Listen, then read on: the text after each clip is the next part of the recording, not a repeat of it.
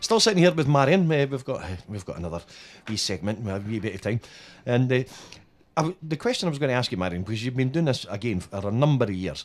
Do you still enjoy it as much as you always did? Very much so. If I didn't enjoy it, I couldn't go out and do it. I remember talking to somebody years ago who said to me, I don't care if I go down or I don't go in, as long as I get the money and go home. And if I had that attitude, I would never be able to do what I do.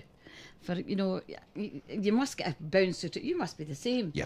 If it totally was boring, then you just couldn't do it, because you go out there and put your life in the line every night, especially doing gags. Mind you, in fairness, I'm having one of the wee runs now where I'm not enjoying the gigs. Aye, just the gigs that have come up. Aye. And that's just, it sometimes happens, but you still got the show must go on. Aye, and if that's pin on a smile and away you go.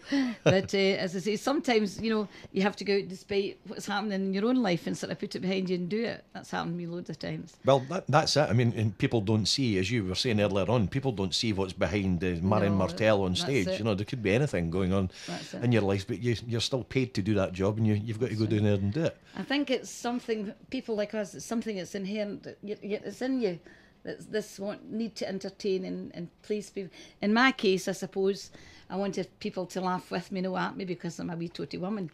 And since I was young, I was always ready to crack a wee gag to, disguise the fact I was tiny, and people would laugh at you. And I remember a school teacher said to me again, patted me in the head and said, "Stop knocking yourself, playing yourself down, your heart high to any man." And I thought, oh God, aye, but there's some big men out there.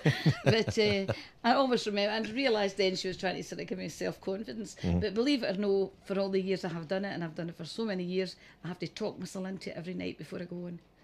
I'm sitting there in a club. If you meet me in a club before I go on, I'm always quiet. I'm no shaking my nerves or anything like that. But I say to myself in the morning, "Oh, you've done it 100 times. Go on you go." And I'll sit there in the club, and I'm not very talkative. And whenever I hit the stage, it's away. Well, that's a question I normally ask.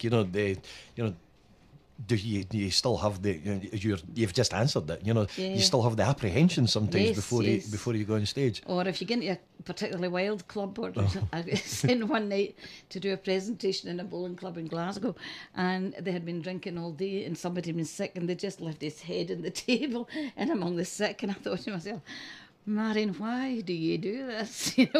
But as I say, that was, you don't give any nights like that in your clubs, no really. You'll get another club that's a bit rough, but normally you can tame them and get on there and get them on your side. Well, that's it. That's it. You can turn the room into your favour. That's right. And, that's right. And it's all about entertainment. That's good old fashioned entertainment. Just providing people, in your case, with some good music and then a good laugh. That's right. And I mean, I find that I've got 2 grandchildren. The wee girl, Keris, she is going to be 6 in July, and Billy John, who will be 9, and he'll be 10 in January, and I can't believe how they've grown up, and they provide me with a wealth of jokes. Just, just if you just sit a wealth of material. A wealth of material. We went to a funeral once. Mum and Dad went to a funeral, Billy John, and we were watching him. He's saying, my friend said to me, "Bring him along to our house," and it was a house I had built with my ex-husband years ago. So we're taking him around and we're letting him see that this is where your daddy was, and this is his room, and they've got hens now, and he was getting an egg, and he was doing other things. So on the road back, we're in the car, and it was pouring down, and I said to Alec, when we get back to Bathgate, 20 minutes down the road, stop at Tesco, I really need to go for a whittle. But I didn't want to go to the toilet in case you thought I was wanting to see what she'd done with the house I'd built, you know what I mean? So we get us outside Tesco, and there was, belting down, and he stops in front of all these people, and I'm getting out. And the wee boy for the back seat, 3-year-old, shouts, "Granny!" And I said, "What is it?" He says, "Did you manage to hold it in, or have you peed yourself?" They're funny at that age, but as you say, you can get a wealth of comedy material. We comedians, they just don't know it. That's it. The wee girl, she's on the go. She gets up, she's singing all the time. They're just a pair of characters. I'm sure, when you've got a daughter too. She's grown up now. You've all this in front of you. That'll be lovely. Oh, you're just making me feel old now. I don't want to be a grandparent yet. Plenty of time. No, yeah, plenty of time. But it's a different kind of love. You love your kids, and they're your kids. You can't describe it. It's wonderful. Absolutely wonderful. I'm looking forward to that part of my life, to be honest. Can I just say thank you very much for taking the time to come in today So to tell us.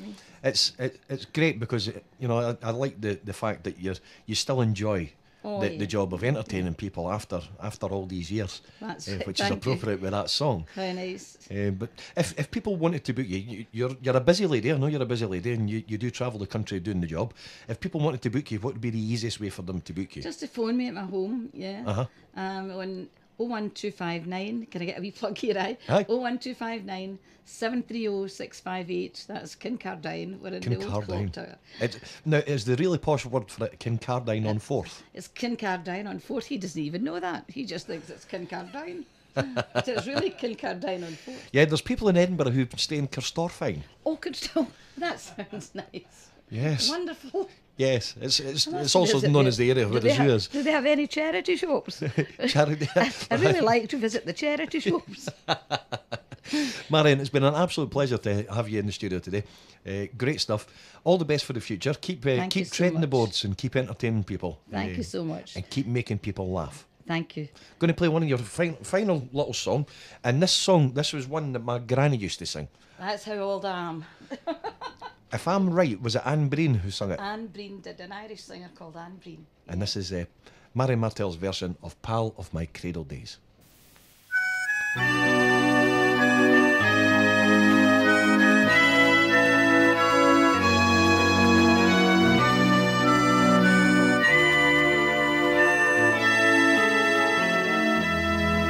What